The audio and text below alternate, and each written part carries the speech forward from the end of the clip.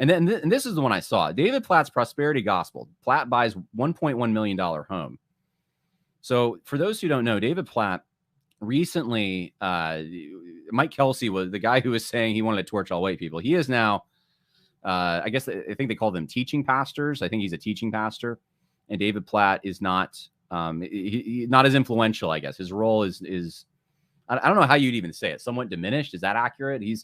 I don't think he's a teaching pastor. He's still a pastor. Maybe he is, but if he is, now there's another teaching pastor. Either way, there must have been something related to that, because the parsonage he was living in, owned by the church, he purchased that, but it's a $1.1 million house. I will say there was a guy, I remember this in 2011, I was at Master's Seminary. And at that particular seminary, there was a student, an incoming student, who came from Platt's church. I'm trying to remember the name of it now. It was in Huntsville, Alabama, I think, wasn't it? Brooks, was it Brooks something? Someone put it in the chat. I don't remember, but anyway, he told me that all the stuff that's coming out now, he told me then, he said, oh, Platt's a hypocrite. He doesn't live the way he says. He doesn't even, he looks down at his congregation. He won't even meet with his congregation. He doesn't do the pastoral things. He doesn't disciple. He doesn't have the heart of a pastor. And I thought, well, it's just a disgruntled member. I mean, everyone's met disgruntled members.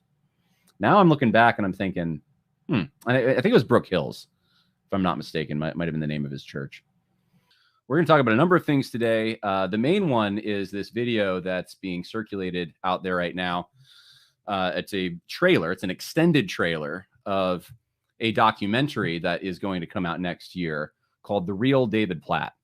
And I'm going to play it for you right now, and then we are going to talk about it. So without further ado, the extended trailer for The Real David Platt. And by the way, therealdavidplatt.com is where you can find this. Platt, and I want to tell you about a new initiative in Radical called Urgent. David Platt, how much time do you have? He's a very charismatic guy. If he was running for office, the first time you meet him, you feel like you want to vote for him like right away. When David Platt came to the church, I didn't know much about him. Well, at first, I really liked him. I mean, he was so personable. Very good at question deflection.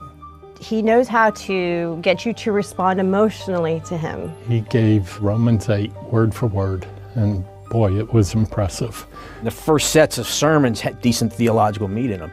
But now, he wouldn't get past a Hermeneutics 101 class. Hey, how are you? Hey, David Platt, where are you going, David Platt? I think David Platt is weak. I think that David Platt is a coward. He is a false teacher. He is a wolf. He is a liar. We'd been lied to from the pulpit. We were lied to from David Platt. There's no doubt about it, he's in it for the money. He's a great actor. Blind spots. We all have them. David was teaching essentially CRT. And then I started thinking, am I part of the problem because I'm white? And I kept thinking, well, I must be misunderstanding because a pastor wouldn't say something wrong. Areas of our lives where we're deceived and we don't know it. Critical race theory preached from the pulpit. Critical race theory really kind of caused confusion for me. We have 106 different nations represented in McLean Bible Church. I've been there doing personal security work since 2012. I would take a bullet for anybody in that church, anybody. And you're going to turn around and say, I'm inherently racist? It's difficult for me sometimes not to just torch like all white people, because in particularly white evangelicals and Christians. Mike Kelsey has been handpicked apparently by David to become the next lead pastor of McLean Bible Church. When David Platt took over the church, everything became very autocratic. Ministries were destroyed. They got rid of all of them. Nobody could give me assurances about support for the ministry. How is money being spent at this church, and why are all these ministries being cut?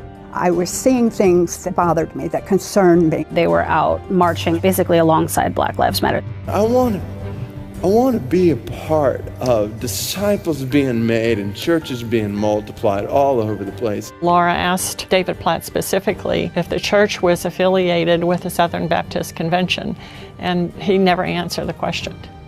That was an easy question. Just imagine leading churches to multiply churches where we live and around the world. Our Constitution says we're not allowed to affiliate outside of being an independent Bible church. They just disregarded Article 1, Section 2, we will not affiliate with any denomination. We've got to make major changes in how we give. The thing about that article is it's immutable. I had written to the Board of Elders about many of these issues. Never got a response, just like everybody else. We have a $20+ million budget. If we were actually giving the way God is calling us to give, our budget would easily be 2-3 times that as a church. Just dream of all we can do. So Abby wakes me up in the middle of the night and she shows me a screenshot on her phone of McLean Bible Church's Dun and Bradstreet profile, which says that they were doing business as an SBC church. My name's John Leonard. I work for a firm called Finance and Evaluation Experts Incorporated. When we first got involved, we thought that the financial commitment between McLean Bible and the Southern Baptist was approximately $300,000, which is a lot of money, don't get me wrong, but $300,000 wasn't even a drop in the bucket. It turns out that it was 10 times that, maybe 20 times that. You mean I could have millions of dollars if I just asked for it? Can you explain how they explained why, hundreds of thousands of dollars were just going from one place to another? Chuck said, there's money flowing in all directions. He was like, it's flowing everywhere. This is the kind of boldness there is. And all right, we're going to make disciples, we're going to multiply churches. So don't we want to be a part of that here? They were effectively using their own parishioner money to expand the Southern Baptist Convention. What if you use that $10,000 now to support a church planter? Through these plantings, the Southern Baptist Convention was able to start pushing in tendrils into the McLean Bible Church's finances, leadership, and policies. The church had been the victim of a hostile takeover by the Southern Baptist Convention. July 4th, 2021, David went up into the pulpit and said, "We have explained and have in writing from the SBC, we're not a member of the Southern Baptist Convention." David Platt, we know that's all a lie. I remember when the church sent that letter out to the congregation, seeing it and thought it was an absolute joke. There's no way that guy wrote it. It had to be somebody internal from McLean that wrote it. And the discovery that actually turned out to be the case. From David Platt, it would be helpful if you could send a letter to our elders and copy me clarifying that MBC is included in the SBC church database purely for the sake of accounting purposes. It was drafted by David Platt, the bullet points on what to say. I just felt cheated by them because, they're lying. David Platt's proxies are running everything now in the church. And it seems like there was some work done to obscure the movement of money being bundled up through the McLean Bible Church to New City Network or any of these other auxiliary organizations.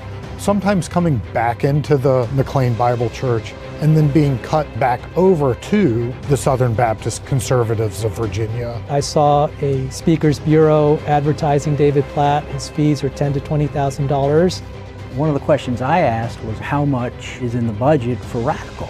There wasn't anything for the $650,000 donation to Radical, founded by David Platt. What that was for, we have no idea. Another one of those line items that just was never transparent to the congregation. How much rent is Radical paying to have offices in our building? There are too many large sums of money being floated through there. They were denying their own members access to the financial records, which reflected those transactions. Raised this issue publicly, they were getting dismissed from the church. What happened to all these members? How were they purged? This happened to tons of people. And I wondered why they're challenging so many others who had been likewise members. These were very solid men of God. And those people I respected a lot, and all of a sudden they'd be gone. I kind of have a long fuse, but when I read this email kicking people out of the church. And it was sent, by the way, after we'd all asked financial questions. David Platt had said there was a small group of people trying to take over the church. Everybody come out, let's have this election. We won an election and then they redid the election. I went into the church lobby to vote. The girl got on the phone with somebody. They said to us, somehow your account's been made inactive. She comes back and says, "You're not a member." I said, "Excuse me, I've been a member since 1961. I am an active leader. These are longtime members. These are The leaders of Discovering the Word. Teaching first grade boys and girls. The apologetics ministry. Men's discipleship ministry. I volunteered with special needs adults. Preparing for marriage. The praise team. Adoption, foster care.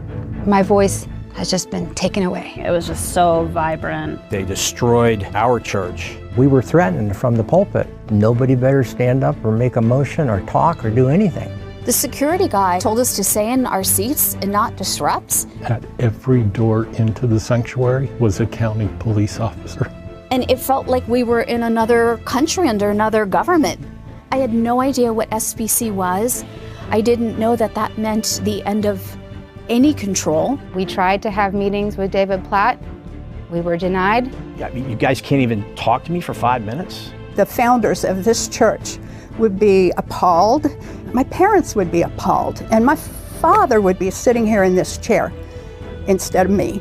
We had to bring a lawsuit against the church to get answers to the finances. In response to these lawsuits, the church spent over $1 million to prevent document disclosures and the release of financial records.